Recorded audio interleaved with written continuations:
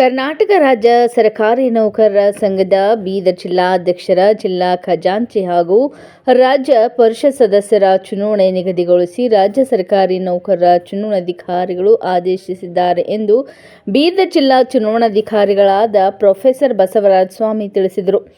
ನಗರದ ಜಿಲ್ಲಾ ಪತ್ರಿಕಾ ಭವನದಲ್ಲಿ ಮಂಗಳವಾರ ಕರೆದ ಸುದ್ದಿಗೋಷ್ಠಿ ಉದ್ದೇಶಿಸಿ ಮಾತನಾಡಿದ ಅವರು, ಡಿಸೆಂಬರ್ 21ರಂದು ಚುನಾವಣಾ ದಿನಾಂಕ ಮಾರ್ಪಡಿಸಿದ ಪರಿಷ್ಕೃತ ವೇಳಾಪಟ್ಟಿ ಬಗ್ಗೆ ವಿವರಣೆ ನೀಡಿರುವ ಅವರು, ಕರ್ನಾಟಕ ಉಚ್ಚ ನ್ಯಾಯಾಲಯ ಕಲಬುರಗಿ ವಿಭಾಗೀಯ ಪೀಠದ WP ಸಂಖ್ಯೆ 2034/2024ರ ಆದೇಶದ ಮೇರೆಗೆ ಕರ್ನಾಟಕ ರಾಜ್ಯ ಸರ್ಕಾರಿ ನೌಕರರ ಸಂಘದ 2024-29ನೇ ಅವಧಿಯ ಬೀದರ್ ಜಿಲ್ಲಾ ಶಾಖೆಯ ಜಿಲ್ಲಾಧ್ಯಕ್ಷ, ಖಜಾಂಚಿ ಹಾಗೂ ರಾಜ್ಯ ಪರಿಷತ್ ಚುನಾವಣೆಗೆ ಮಧ್ಯಂತರ ಆದೇಶದಲ್ಲಿ ಈ ತಿಂಗಳ 3ರಂದು ನೀಡಿದ ತಡೆಯಾಜ್ಞೆಯನ್ನು ಡಿಸೆಂಬರ್ 9ರಂದು ತೆರವುಗೊಳಿಸಿದೆ.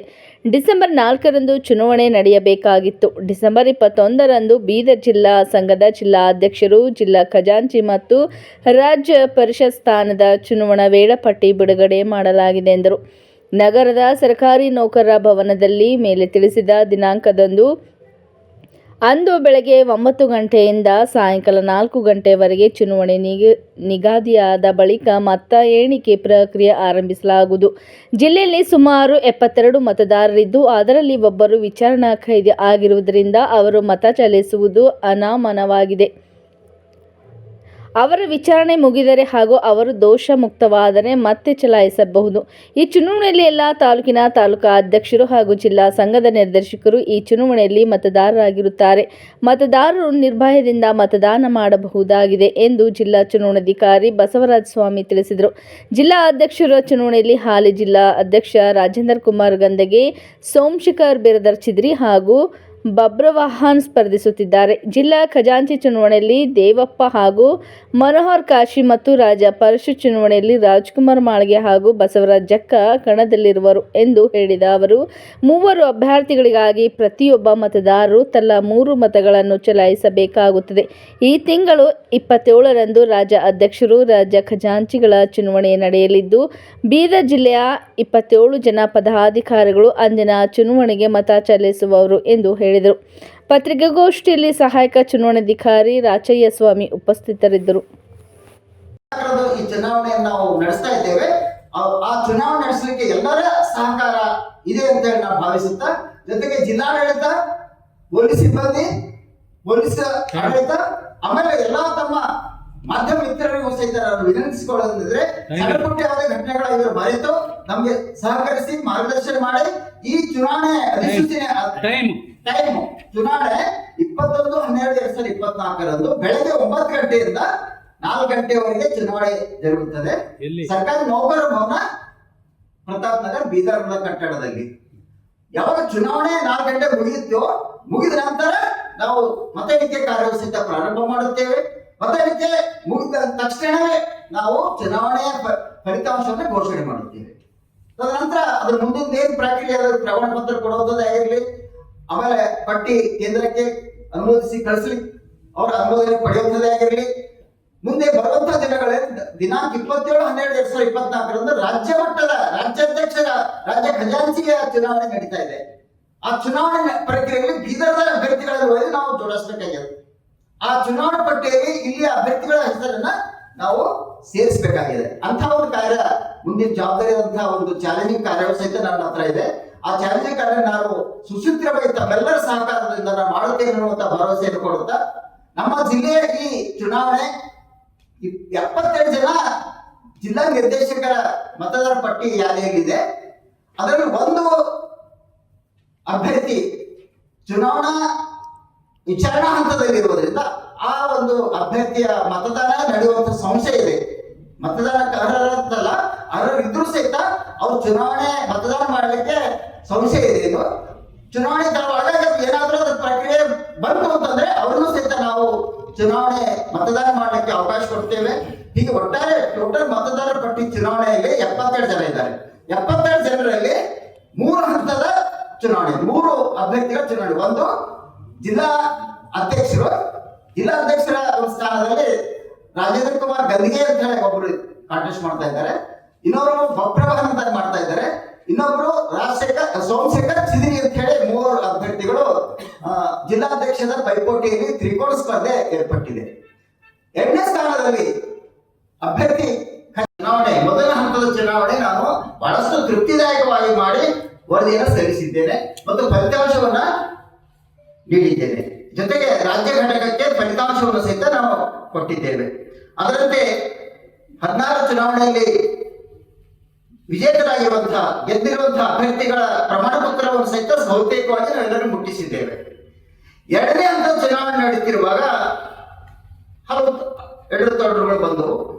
ಇವತ್ತು ಪ್ರತಿಯೊಬ್ಬರಿಗೆ ನ್ಯಾಯ ಬೇಕು, ನ್ಯಾಯಕ್ಕಾಗಿ ಪ್ರತಿಯೊಬ್ಬರು ಹೋರಾಟ ಮಾಡುವಂತಹ ಒಂದು ಈ ಕಾನೂನು ಅಡಿಯಲ್ಲಿ ಇರುವುದರಿಂದ ಹಲವಾರು ಜನ ಉಚ್ಚ ನ್ಯಾಯಾಲಯಕ್ಕೆ ಹೋಗಿದ್ರು. ನ್ಯಾಯಾಲಯ ತೀರ್ಪು ವಿಳಂಬ ಆಗಿರ್ಬೋದು ಅಥವಾ ಕೆಲವು ಬರ್ತಾ ಇರ್ಬೋದು. ಈ ಒಂದು ಪ್ರಕ್ರಿಯೆಯಲ್ಲಿ ಹಲವು ತೊಡಕುಗಳು ಉಂಟಾಗಿ ದಿನಾಂಕ 3ನೇ ತಾರೀಕು ಉಚ್ಚ ನ್ಯಾಯಾಲಯ ಕಲಬುರಗಿ ಪೀಠ ಬೀದರ್ ಜಿಲ್ಲಾ ಅಭ್ಯರ್ಥಿಗಳ ಜಿಲ್ಲಾ ಕಾರ್ಯಕಾರಿ ಚುನಾವಣೆ ಸ್ಥಗಿತಗೊಂಡಿತ್ತು ಅಷ್ಟೇ, ಮತ್ತೆ ಯಾವುದೇ ಕಾರಣ ಇಲ್ಲ. ಸ್ಥಗಿತಗೊಂಡಿದ್ದ ಮಾಹಿತಿಯನ್ನು ನಾವು ರಾಜ್ಯ ಚುನಾವಣಾಧಿಕಾರಿಯು ಮತ್ತು ಪತ್ರಿಕಾ ಮಾಧ್ಯಮ ಸಹಿತ ತಿಳಿಸಿದ್ದೆವು. ಅದರಂತೆ ದಿನಾಂಕ 9 ರಾಜ್ಯ ಉಚ್ಚ ನ್ಯಾಯಾಲಯ ಕಲಬುರಗಿ ಪೀಠ ಒಂದು ತೀರ್ಪನ್ನು ಹೊರಡಿಸಿ ತನ್ನಂತಹ ತಡೆ ಆಜ್ಞೆಯನ್ನ ತೆರವುಗೊಳಿಸಿದ ಅಥವಾ ಡಿಸ್ಮಿಸ್ ಮಾಡಿದ್ದಾರೆ ಅಂತ ಗೊತ್ತಾಯಿತು. ಅಧಿಕೃತ ಆದೇಶ ನಮಗೆ 13ನೇ ತಾರೀಕಿಗೆ ಪ್ರಮಾಣೀಕೃತವಾದಂತಹ ಪ್ರಮಾಣ ಪತ್ರ ದೊರಕಿದ್ದರಿಂದ ಮತ್ತು ನಾವು ತಾಂತ್ರಿಕ ಕಾರಣ ಅವತ್ತು ಒಂದು ಪೆನಾಲ್ ಬಂದು ನಮಗೆ ತಡೆ ಅದೇ ಮಾತನ್ನ ಪುನರುಚ್ಚರಿಸಿದಾಗ ಉಸ್ತುವಾರಿ ರಾಜ್ಯಾಧ್ಯಕ್ಷರು, ಉಸ್ತುವಾರಿ ರಾಜ್ಯ ಜಿಲ್ಲಾ ಅಧ್ಯಕ್ಷರಿಗೂ ಸಹಿತ ನಾವು ಸಂಪರ್ಕ ಮಾಡಿದೆವು. ಆಮೇಲೆ ಚುನಾವಣಾಧಿಕಾರಿ ಇನ್ನೊಂದು ಬಣದ ಚುನಾವಣಾ ಅಪೇಕ್ಷಿತ ಚುನಾವಣಾ ಅಭ್ಯರ್ಥಿ ಅಧ್ಯಕ್ಷರ ಸ್ಥಾನದ ಅಭ್ಯರ್ಥಿ ಆಗಿರುವಂತವರು ಅವರು ಸಹಿತ ನಮ್ಗೆ ವಿನಂತಿ ಮಾಡಿದ್ರು. ಆದ್ರೂ ಸಹಿತ ನಾವು ಚುನಾವಣೆ ಮುಂದೂಡುವಂತಹ ತಾಂತ್ರಿಕ ಕಾರಣವನ್ನ ನಾವು ಮುಂದೂಡಿದ್ದೇವೆ. ತಾಂತ್ರಿಕ ಕಾರಣ ಅಂದ್ರೆ ಏನು ಅಂತಂದ್ರೆ, ಒಂದನೇದು ಅಧಿಸೂಚನೆ ಹೊರಡಿಸುವಂತಹ ಪರಮಾಧಿಕಾರ ಜಿಲ್ಲೆಯ ಚುನಾವಣಾಧಿಕಾರಿ ಇಲ್ಲ. ಸ್ಪಷ್ಟವಾದಂತಹ ಚುನಾವಣಾಧಿಕಾರ ಅಧಿಸೂಚನೆ ಹೊರಡಿಸುವಂತದ್ದು ರಾಜ್ಯ ಚುನಾವಣಾಧಿಕಾರಿ ಪರಮಾಧಿಕಾರ ಒಂದು. ಎರಡನೇದಾಗಿ ನಾನು ಪೂರ್ಣಾವಧಿ ರಿಟರ್ನಿಂಗ್ ಆಫೀಸರ್ ಇದ್ದಿಲ್ಲ. ಈಗ ಪೂರ್ಣಾವಧಿಯ ರಿಟರ್ನಿಂಗ್ ಆಫೀಸರ್ ಅಂತ ಹೇಳಿ ಆದೇಶಿಸಿರುವುದರಿಂದ ಮತ್ತು ಅಧಿಸೂಚನೆಯನ್ನು ಹೊರಡಿಸಿರುವುದರಿಂದ ನಾನು ಇಂದು ತುರ್ತಾಗಿ ಪತ್ರಿಕಾಗೋಷ್ಠಿ ಕರೆದು ಎಲ್ಲಾ ಜಿಲ್ಲೆಯ ಮತದಾರರಿಗೆ ಅಂದ್ರೆ ಚುನಾಯಿತ ನಿರ್ದೇಶಕ ಜಿಲ್ಲಾ ನಿರ್ದೇಶಕರನ್ನ ಏನು ಆಯ್ಕೆಗೊಂಡಿದ್ದಾರೆ ಅಂತವ್ರಿಗೆ ನಾವು ತುರ್ತಾಗಿ ತಿಳಿಸಬೇಕಾಗಿದೆ. ತಿಳಿಸಿ ಅಭ್ಯರ್ಥಿಗಳಿಗೆ ಸಹಿತ ನಾವು ಚುನಾವಣೆ ಇದೆ ಅಂತ ತಿಳಿಸಿ ಅವ್ರಿಗೆ ಪರ್ಸನಲಿ ಸಹಿತ ನಾವು ಕಾಂಟ್ಯಾಕ್ಟ್ ಮಾಡಿ ವಾಟ್ಸಪ್ ಮುಖಾಂತರನೇ ಆಗಿರಲಿ ಅಥವಾ ಈ ಶೆಡ್ಯೂಲ್ ಅನ್ನು ಅವರಿಗೆ ಪ್ರತ್ಯೇಕವಾಗಿ ಅವರಿಗೂ ಅವ್ರು ಸಿಗಲಿಲ್ಲ ಅಂದ್ರೆ ಇಲಾಖೆ ಮುಖ್ಯಸ್ಥರಿಗೂ ಅಥವಾ ಇಲಾಖೆ ಸೂಚನಾ ಫಲಕಕ್ಕೆ ಹೋದ್ಮೇಲೆ ನಾವು ಈ ಚುನಾವಣೆ ಪ್ರಸಾರ ಒಂದು ಸುದ್ದಿಯನ್ನ ನಡೆಸಬೇಕಾಗಿದೆ. ಇಂಥ ಒಂದು ಚಾಲೆಂಜಿಂಗ್ ಆಗಿರುವಂತಹ ಒಂದು 21ರ ಚುನಾವಣೆ ನಾವು ಸುಸೂತ್ರವಾಗಿ ಎಲ್ಲಾ ಮಾರ್ಗದರ್ಶನದಿಂದ ಎಲ್ಲರ ಎಲ್ಲ ತಂಡದ ಸಮझौತೆದಿಂದಲೇ ನಾವು ಚುನಾವಣೆ ಮಾಡ್ತಾ ಇದ್ದೇವೆ. ಯಾವುದೇ ಬಣ ಇಲ್ಲ. ಇವತ್ತು ಜಿಲ್ಲಾ ಖಜಾಂಚಿ ಅಭ್ಯರ್ಥಿಯಾಗಿ ನಮ್ ದೇವಪ್ಪ ಅಂತ ಹೇಳಿ ಒಬ್ರು ಸ್ಪರ್ಧಾಳಿ ಆಗಿದ್ದಾರೆ. ಇನ್ನೊಬ್ರು ಮನೋಹರ್ ಕಾಸಿ ಅಂತ ಸಹಿತ ಇನ್ನೊಬ್ರು ಅವರಿಗೆ ದ್ವಿ ಸ್ಪರ್ಧೆ ಅಲ್ಲಿ ಏರ್ಪಟ್ಟಿದೆ. 3ನೇ ಸ್ಥಾನ ರಾಜ್ಯ ಪರಿಷತ್ ಸದಸ್ಯರು, ಇಲ್ಲಿ ಸಹಿತ ದ್ವಿ ಪ್ರತಿಸ್ಪರ್ಧೆ ನಡೀತಾ ಇದೆ. ನೇರ ಸ್ಪರ್ಧೆ ಇದೆ ಅಲ್ಲಿ. ಒಂದು ರಾಜ್ಕುಮಾರ್ ಮಾಳಿಗೆ ಅಂತ ಹೇಳಿ, ಇನ್ನೊಬ್ರು ಬಸವರಾಜ್ ಜಕ್ಕ ಅಂತ ಹೇಳಿ, ಇಬ್ಬರ ಮಧ್ಯೆ ನೇರ ಸ್ಪರ್ಧೆ ಇದೆ. ಹೀಗೆ ಒಟ್ಟಾರು ಜಿಲ್ಲಾ ಚುನಾವಣೆಯಲ್ಲಿ 7 ಜನ ಅಭ್ಯರ್ಥಿಗಳಾಗಿದ್ದಾರೆ. ಒಂದು ಜಿಲ್ಲಾ ಅಧ್ಯಕ್ಷರು, 2ನೇದು ಜಿಲ್ಲಾ ಖಜಾಂಚಿ, 3ನೇ ರಾಜ್ಯ ಪರಿಷತ್ ಸದಸ್ಯರ ಒಂದು ಚುನಾವಣೆ ಪ್ರಕ್ರಿಯೆ.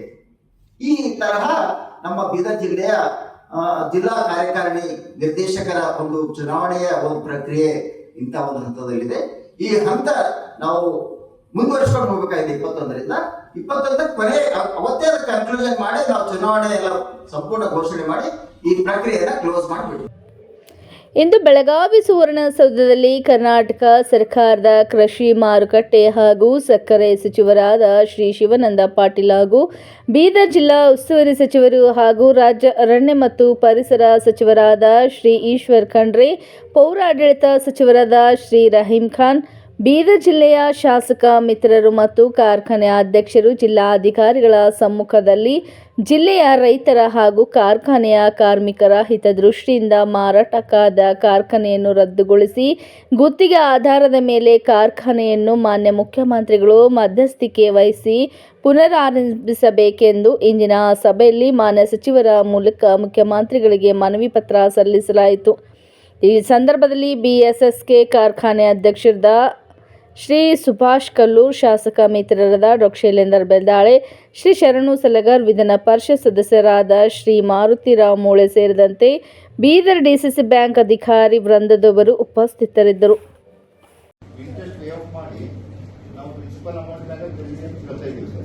ಆದರೆ ಮೊನ್ನೆ ಏನು ಆಪ್ಷನ್ ಮಾಡಿದ್ರು ಅದನ್ನ ಇಂಟ್ರೆಸ್ಟ್ ಕೂಡ 70 crores ವೇ ಆಫ್ ಮಾಡಿ ಈಗ ಮಾಡಿದ್ದಾರೆ. ಅದಕ್ಕಾಗಿ ನಾವು ಹೇಳೋದಷ್ಟು ಈಗೇನು 187 ಕೋಟಿ 84 ಕೋಟಿ ತಾವು ಏನು ಆಪ್ಷನ್ ಮಾಡಿದ್ರಿ ಅದರಲ್ಲಿ ಇವಾಗ ಬಿಡ್ಡಿಂಗ್ ಮಾಡಿದ್ದು 176 crores 179 ಮಾಡಿದಾರ. ಅದಕ್ಕೆ ಕೇಂದ್ರ ಕಮ್ಮಿ ಮಾಡಿ ಲೀಸಿಗೆ ಕೊಡದಂತ ಒಂದ್ಸತಿ ಕೆಲಸ ಮಾಡೋಣ ಅಂತ ಇದ್ದಾರೆ. ಯಾಕಂದ್ರೆ ಮೊದಲು ಕೂಡ ನಾವೇನ್ ಮಾಡಿದ್ದೆವು 2 ಸರ್ತಿ ನಮ್ಮ ಸರ್ಕಾರ ಇದ್ದಾಗ 2 ಸರ್ತಿ ಆಪ್ಷನ್ ಮಾಡಿದ್ರೆ ಟೆಂಡರ್ ಮಾಡಿದ್ದು ಸರ್, ಯಾರು ಕೂಡ ಪಾರ್ಟಿಸಿಪೇಟ್ ಆಗಿಲ್ಲ. ಅವಾಗ ಏನಾಗಿತ್ತು 232 ಕೋಟಿ ದಿವಸಕ್ಕೆ ಯಾರು ಕೂಡ ಪಾರ್ಟಿಸಿಪೇಟ್ ಆಗಿಲ್ಲ. ಈಗ ಏನಾಗಿದೆ 230 ಕೋಟಿ 232 ಕೋಟಿ ಇಲ್ಲ 179 ಕೋಟಿ ಕರೆದಿದ್ದಾರೆ. ಒಂದ್ಸತಿ ಇದೇ ಅಮೌಂಟಿಗೆ ನಾವು ಲೀಸಿಗೆ ಕೊಡುವಂತ ಟೆಂಡರ್ ಕರೆದ್ರೆ ಯಾರೋ ಪಾರ್ಟಿಸಿಪೇಟ್ ಮಾಡಿದ್ರೆ ಒಳ್ಳೇದಾಗ್ತದೆ. ಲೀಸ್ ಆಗ್ತದೆ. ಈಗ ಏನಾಗ್ತದೆ ಸರ್, ಈಗ ಪ್ರೈವೇಟ್ದವ್ರು ಯಾರೋ ತಗೊಂಡಿದ್ರು, ಈಗ ನಾಳೆ ಅವರು ಏನೂ ಮಾಡ್ಬೋದು, ಅವ್ರು ರಿಯಲ್ ಎಸ್ಟೇಟ್ ಮಾಡ್ಬೋದು, ಖಾತೆನೂ ಹಾಕ್ಬೋದು, ಏನೂ ಮಾಡ್ಬೋದು. ಈಗ ನಾಳೆ ರಿಯಲ್ ಎಸ್ಟೇಟ್ ಎಲ್ಲ ಮಾಡ್ತಾರೆ, ನಾಳೆ ಕಾರ್ಮಿಕರು ದುಡ್ಡು ಯಾರು ಕೊಡಬೇಕು?